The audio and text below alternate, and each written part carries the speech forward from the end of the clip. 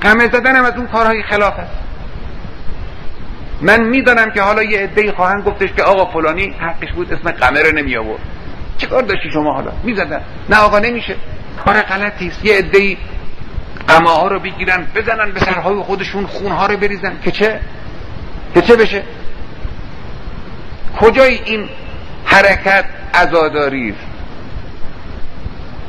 تو سر زدن عزاداری است. شما نگاه کنید ببینید کسانی که یک مصیبتی براشون پیش میاد تو سرشون میزنن، تو سینه‌شون میزنن. این عزاداری است، عزاداری معمولی است. اما کجا شما دیدید که یه نفری به خاطر مصیبت عزیزترین عزیزانش بیاد با شمشیر بزنه تو مغز خودش و خون بریزه از سر خودش؟ این کجا عزاداری است؟ این جعلی است. اینها چیزایی است که از دین نیست. بلا شک خدا راضی نیست.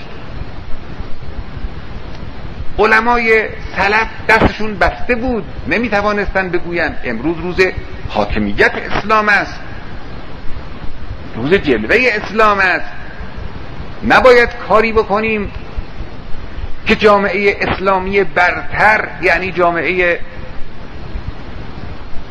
محب اهل بیت علیهم السلام که مفتخرند به نام مقدس ولی عصر ارواحنا فدا، به نام حسین ابن علی علیه السلام، به نام امیر المؤمنین علیه السلام، این جامعه در نظر مسلمان های عالم و غیر مسلمان ها به عنوان یک گروه آدم های خرافی بی منطق معرفی بشوند.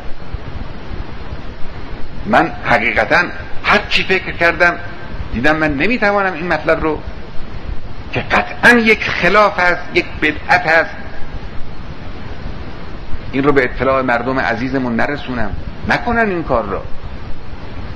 بنده راضی نیستم. من قلبا اگر کسی تظاهر به این معنا بکند که بخواد قمه بزند، قلبا من از اون ناراضی هست. این قطعا خلاف است. این امام حسین به این معنا راضی نیست.